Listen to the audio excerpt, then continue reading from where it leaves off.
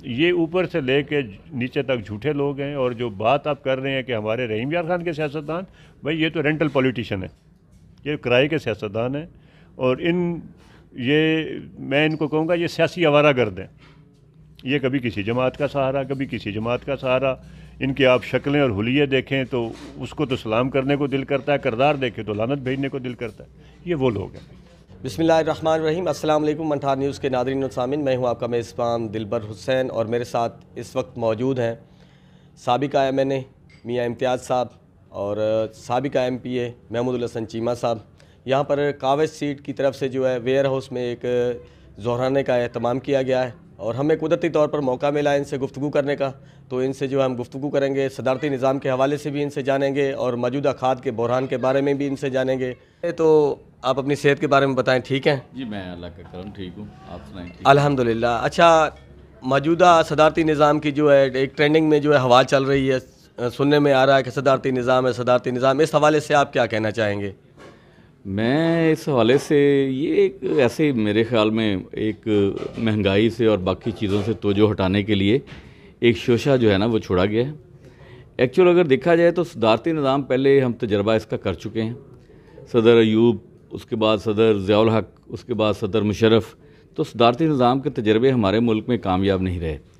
आप देखें कि जब पहले सदर अयूब थे, उसके बाद आपने देखा कि हमने उसमें अपने दरिया जो हैं वो दिए, उसके बाद हमने आधा मुल्क जो है वो सदारती निज़ाम में ही हमने गवाया। और उसके बाद जनरल ज़िया साहब का जो टाइम था उसमें भी सदारती निज़ाम ही था। उसके बाद आप देखें जो मुशर्रफ का टाइम था वो भी कोई इतना अच्छा तजर्बा सदारती निज़ाम का नहीं रहा। ये इस मुल्क में जो पार्लिमानी निज़ाम है वही कामयाब होगा, क्योंकि देखिए सदारती निज़ाम जब भी आप अगर लेके आएंगे तो एक सूबा जैसे पंजाब है उसकी मेजॉरिटी है, तो क्या सदर हमेशा पंजाब से ही बनेगा?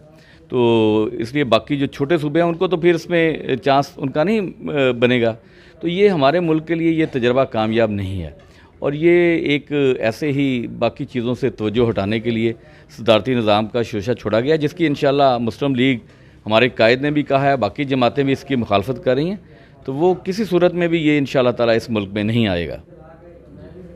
अच्छा मियाँ साहब, इस वक्त जो है मुल्क में जो खाद का बहुत ज़्यादा बहरान है, ज़राअत जो है हमारे मुल्क में जो है माशियत में जो है रीढ़ की हड्डी की हैसियत रखती है। इस वक्त जो है सूरत हाल के बारे में आप क्या कहना चाहेंगे? देखिए, आपने सिर्फ खाद के बहरान की बात की, आप देखें इस मुल्क में कौन सा बहरान नहीं है।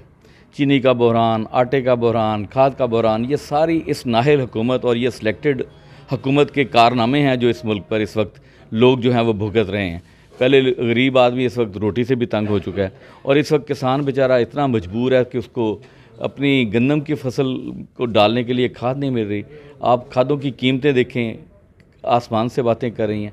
मुस्लिम लीग के टाइम में यूरिया की कीमत 950 रुपये यूरिया की बोरी की कीमत थी, 2200-2300 DAP का रेट था।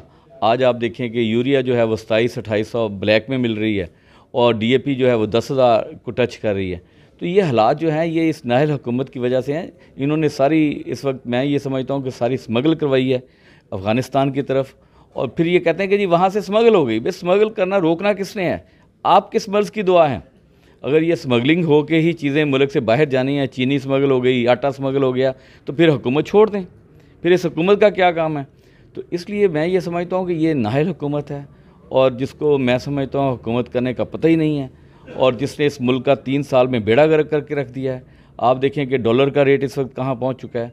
अभी महंगाई का एक नया तूफ़ान जो मिनी बजट के बाद अभी आना है, वो आप देखेंगे कल या परसों आप डीजल और पेट्रोल की कीमतें भी 8-10 रुपये जो है बढ़ती नज़र आ रही हैं। तो ये सारे हालात जो हैं ये मैं समझता हूँ कि इस इमरान खान के आने के बाद आप देखें और इस मुल्क की तबाही का ज़िम्मेदार जो है वो ये इमरान खान और इसको लाने वाले हैं।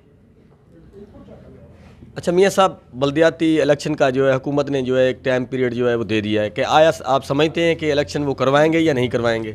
देखें, बल्दियाती इलेक्शन ये KPK में करवा के देख चुके हैं और ख़ासकर इन्होंने जब KPK में इलेक्शन करवाया तो उन डिवीजन्स में करवाया जहां KPK ये तहरीक इंसाफ जो है वो मेजॉरिटी में थी, जहां इन्होंने सीटें जीती थी और वहां ही पब्लिक ने इनको भरपूर तरीके से उसका जवाब दिया और ये वहाँ बुरी तरह से इन्होंने इलेक्शन लूज़ किया। इससे पहले कंटोनमेंट बोर्ड के इलेक्शन हुए, उसमें भी हुकूमत को बुरी तरह शिकस्त हुई।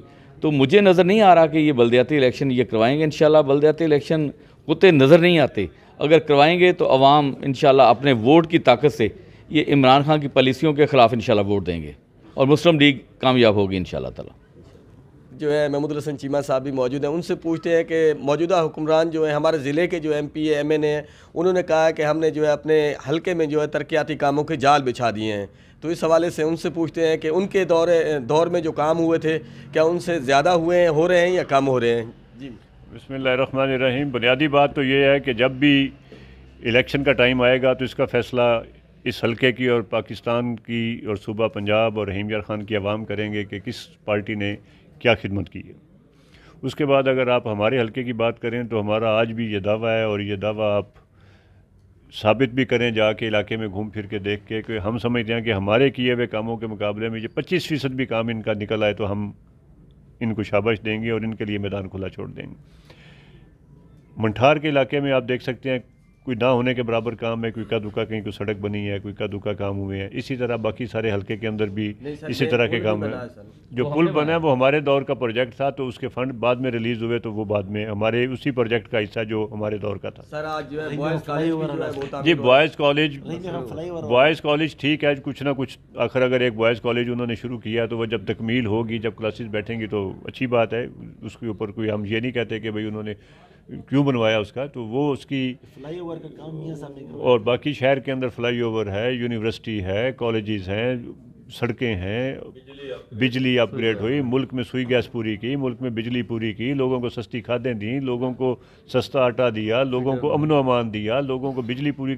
उसके मुकाबले में आप देखें तो सही इन्होंने क्या किया। इन्होंने लोगों को जो 150 रुपये का घी था वो 400 रुपये में दे रहे हैं, जो यूरिया हम 1000 रुपये में दे रहे थे उसको 2800 रुपये में दे रहे हैं, जो DAP हम इनको 2300 रुपये में दे रहे थे वो 10,000 में दे रहे हैं। तो इनके साथ कोई मुआवजा करने की बात है? ये ऊपर से लेके नीचे तक झूठे लोग हैं। और जो बात आप कर रहे हैं कि हमारे रहीम यार खान के सियासतदान, भाई ये तो रेंटल पॉलिटिशियन है, ये किराए के सियासतदान हैं। और मैं इनको कहूँगा ये सियासी आवारागर्द हैं। ये कभी किसी जमात का सहारा, कभी किसी जमात का सहारा। इनके आप शक्लें और हुलिये देखें तो उसको तो सलाम करने को दिल करता है, किरदार देखें तो लानत भेजने को दिल करता है। ये वो लोग हैं, इनकी आप क्या बात करें। बहुत शुक्रिया जी।